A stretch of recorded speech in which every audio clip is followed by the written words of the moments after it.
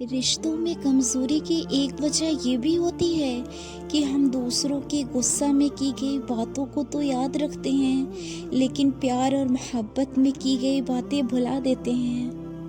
اچھے لوگوں کو ٹھوکر مارو گے تو وہ ٹوٹیں گے نہیں، لیکن وہ پھسل کر تمہاری زندگی سے اور تمہاری پہنچ سے کافی دور چلے جایا کریں گے۔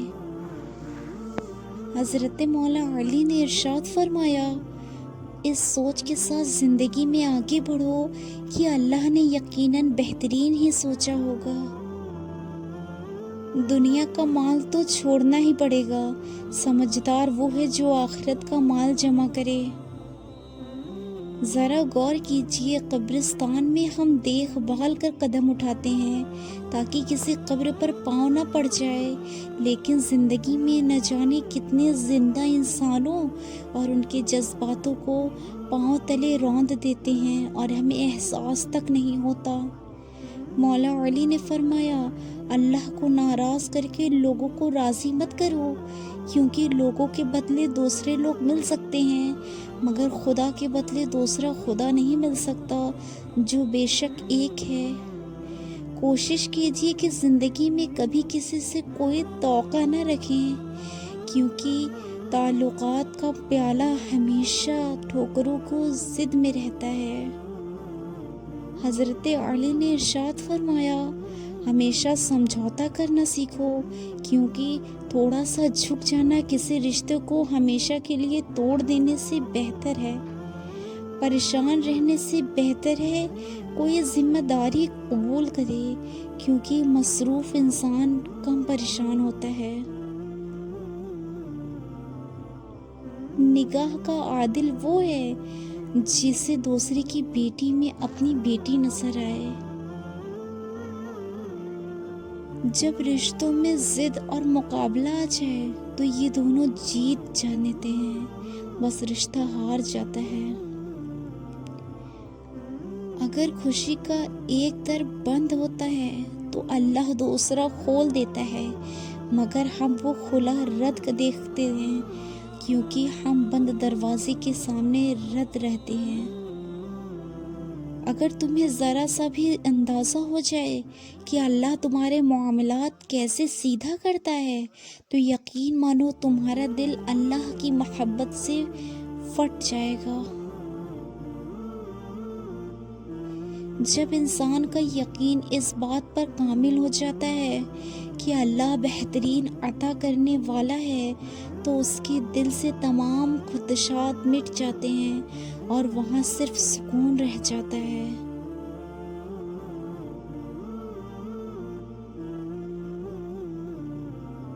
اپنی اندھیری قبر کو خود روشن کرنے کی تیاری کریں۔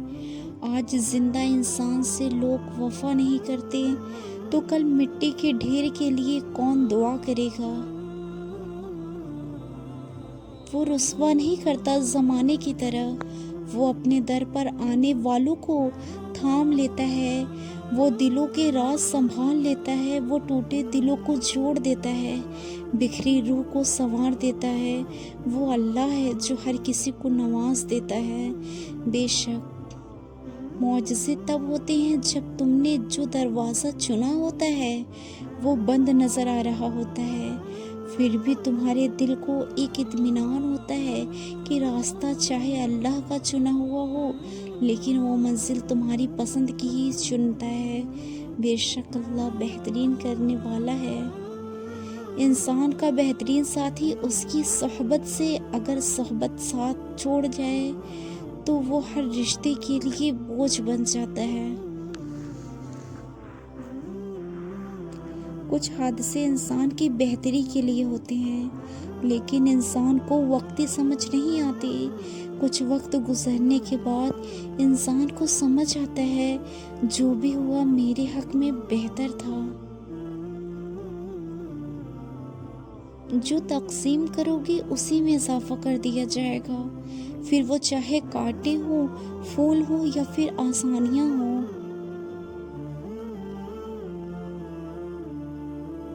یا اللہ ہمیں ایسی زندگی دے جس پر ہم بھی راضی ہوں اور تو بھی راضی رہے، بے شک تیری رضامندی میں ہی ہماری رضا ہے مالک۔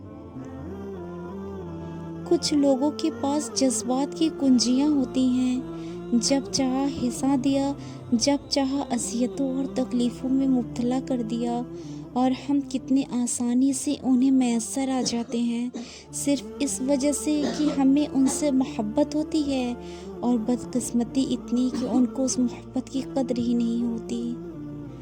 بعض مرتبہ دو لوگ بہت اچھے ہوتے ہیں، مخلص بھی ہوتے ہیں، واقعی محبت بھی کرتے ہیں، لیکن بس وہ ایک دوسرے کے لیے بنے نہیں ہوتے۔ یقین کی ایک ڈور ٹوٹتی ہے تو رب ہمیں دوسری ڈور میں فوراً جوڑ دیتا ہے۔ ہم تھک کر رکتے ہیں تو وہ چلنے کی ایک نئی وجہ دیتا ہے۔ وہ ہمیشہ ہمارے ساتھ رہتا ہے، آزمائش کے ساتھ بھی اور آزمائش کے بعد بھی۔ جو لوگ واقعی میں آپ کی پرواہ کرتے ہیں وہ ہمیشہ آپ کی زندگی میں واپسی آنے کا راستہ تلاش کرتے ہیں۔ انسان کی فطرت ہے کہ جب اس سے بغیر مانگے کوئی چیز مل جائے تو وہ اس کی قدر نہیں کرتا۔ محبت کا اصل حقدار تو اللہ ہے، تم اس کے آگے جھکو، دیکھنا وہ تمہیں کبھی کسی اور کے سامنے جھکنے نہیں دے گا۔ عبادت کے لیے فرصت کی نہیں، توفیق کی ضرورت ہوتی ہے۔